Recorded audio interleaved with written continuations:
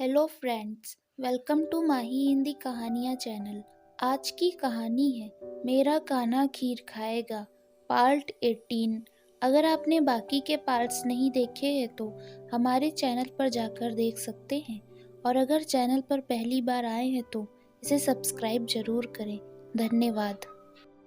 युग और कृष्णा मोहन को घर लेकर आ जाते हैं और उसे खाना खिलाने की कोशिश करते हैं, पर मोहन खाना नहीं खाता और वह रोते रोते अपने कमरे में चला जाता है। ठाकुर जी का फोन कृष्णा के पास आता है और वह पूछते, हेलो राधा बिटिया, तुम सब घर आ गए, सब कुछ ठीक है ना? कृष्णा ठाकुर जी को राधा के बारे में कुछ नहीं बताती। वह कहती, हाँ पापा, सब ठीक है। वो दीदी बहुत थक गई है तो वह अपने कमरे में आराम कर रही हैं। आप भी सो जाइए, good night, bye. Krishna phone रखकर जोर जोर से रोने लगी और युग को गले लगाकर कहती, आखिर क्या बिगाड़ा है हमने किसी का जो इतना सब हो गया? मेरी दीदी मुझसे दूर चली गई, क्यों? वो तो कभी किसी का बुरा नहीं चाहती थी, तो फिर उनके साथ ऐसा क्यों हुआ? कान्हा जी, मेरी दीदी को लौटा दो। राधा के जाने के बाद घर में जैसे सन्नाटा छा गया। घर से साए साए की आवाज आने लगी। मोहन ना कुछ खाता ना ही कुछ पीता। कृष्णा जबरदस्ती एक दो निवाला खिला देती। दिन के बाद दिन आने लगे पर राधा वापस नहीं आई। कुछ हफ्ते बीत गए। हेमलता भी घर वापस आ गई। घर में अचानक से हेमलता आई और आते ही आते कहने लगी, राधा, राधा बहू, देखो मैं आ गई, मेरे लिए एक कप चाय ले आओ, बहुत थक गई हूँ। अपने हाथ की एक कप चाय पिला दोगी तो बहुत अच्छा महसूस होगा। कृष्णा, युग हेमलता को देखकर अचानक से घबरा गई। हेमलता दोनों को देखकर कहती, अरे बच्चों, तुम कब आए और राधा मोहन कहाँ हैं? युग कृष्णा से धीमे से कहता, कृष्णा, तुम ताई जी को सारा सच बता दो, क्योंकि मुझ में तो हिम्मत नहीं। कृष्णा बोली, अगर तुम में हिम्मत नहीं तो मुझ में कहाँ से आ जाएगी? सॉरी युग, मैं नहीं बता पाऊंगी।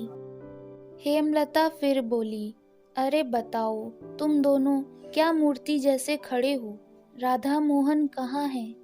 रुको, मैं ही ढूंढ लेती हूँ। हेमलता मोहन के कमरे में जाती और मोहन को जमीन पर पड़ा देख कहती, अरे बेटा, क्या हुआ? तुम जमीन पर क्यों लेटे हो? बेटा, क्या बात है? राधा कहाँ है? अरे इन छोटे छोटे बच्चों की तस्वीर, कोई खुशखबरी है क्या? बेटा, राधा कहाँ है? मायके गई है क्या? कुछ तो बोलो।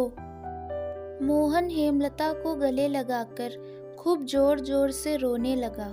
हेमलता अपने बेटे को रोता देख खुद भी रोने लगी और पूछती, क्या बात है बेटा, क्या हुआ? माँ, राधा, राधा इस दुनिया में नहीं है, वह हम सबसे बहुत दूर चली गई, कहकर मोहन और जोर जोर से रोने लगा। हेमलता ऐसा सुनकर बोली, राधा, मेरी राधा, कब कैसे हुआ यह सब? मोहन हेमलता को शिमला की सारी कहानी बता देता। पूरा घर सदमे में आ गया था। 2 महीने बाद राधा का आईएएस का रिजल्ट भी आ गया। राधा का नाम आईएएस ऑफिसर में आ गया। आईएएस राधा ठाकुर, पर वह आईएएस राधा ठाकुर जिंदा नहीं थी, ऐसा घर में सभी लोगों को लग रहा था। 2 महीने बीत गए पर मोहन अभी भी पहले जैसा ही था, वही खोया खोया सा, उदास सा। वह अभी भी राधा का इंतजार कर रहा है। सारे मीडिया वाले राधा के घर आते हैं उसका इंटरव्यू लेने, पर मीडिया वालों को किसी ने कोई जवाब नहीं दिया। राधा कहाँ चली गई? सब यही सोचने लगे। मोहन और उसके परिवार वालों ने किसी के सवाल का कोई जवाब नहीं दिया।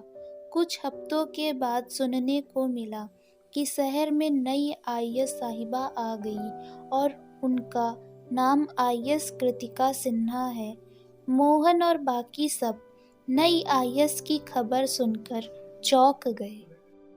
मोहन हेमलता से कहता, माँ, सच में राधा कभी वापस नहीं आएगी? ये कृतिका सिन्हा कहीं मेरी राधा तो नहीं?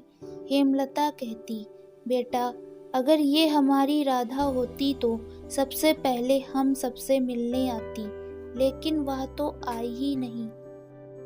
मोहन बेटा, तुम चिंता मत करो, हमारी राधा जहाँ कहीं भी होगी सही सलामत होगी। आईएएस कृतिका सिन्हा और कोई नहीं बल्कि राधा है। दरअसल शिमला वाली घटना के बाद राधा की याददाश्त चली गई, जिस वजह से उसे कुछ भी याद नहीं। लेकिन राधा अगर अपने परिवार से मिली तो शायद उसे सब याद आ जाए।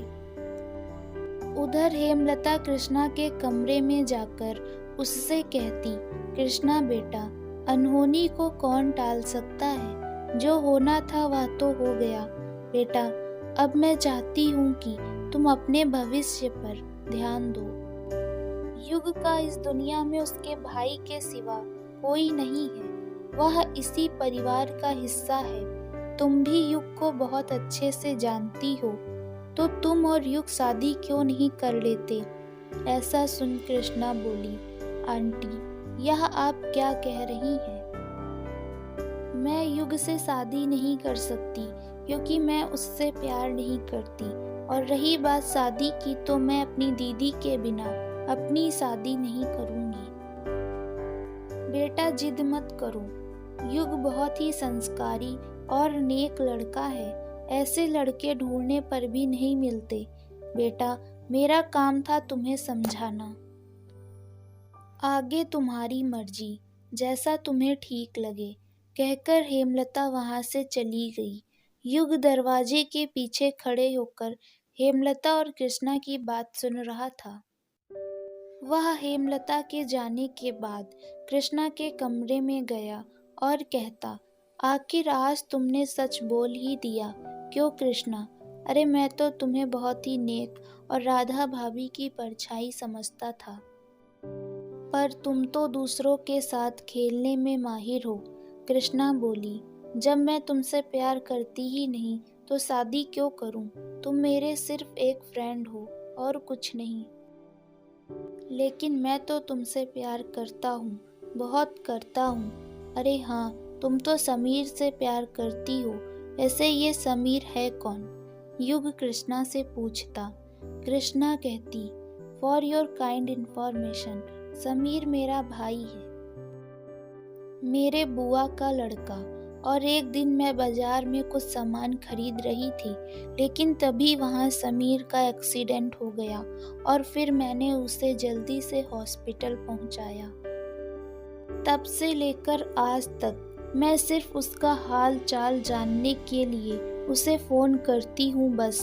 और तुम्हें क्या बताऊँ, तुम्हें तो हर चीज़ का उल्टा मतलब निकालना होता है। नफरत हो गई है तुमसे। मैं भी तुम्हें बहुत अच्छा और मोहन जीजू जैसा समझती थी, पर तुम वैसे नहीं हो। आई हेट यू युग। रो रो कर कृष्णा कमरे से भागकर छत पर चली गई। युग को अपनी सोच पर पछतावा हो रहा था। वह कृष्णा से माफी मांगने के लिए उसके पीछे गया। क्या कृष्णा युग को माफ कर देगी और क्या राधा मोहन फिर से मिल पाएंगे? यह हम आपको पार्ट 19 में दिखाएंगे। दोस्तों, आगे की कहानी आपको पार्ट 19 में दिखाई जाएगी। आपको यह कहानी कैसी लगी हमें अपने विचार कमेंट में बताएं, और अगर आप चैनल पर पहली बार आए हैं तो इसे सब्सक्राइब जरूर करें। धन्यवाद।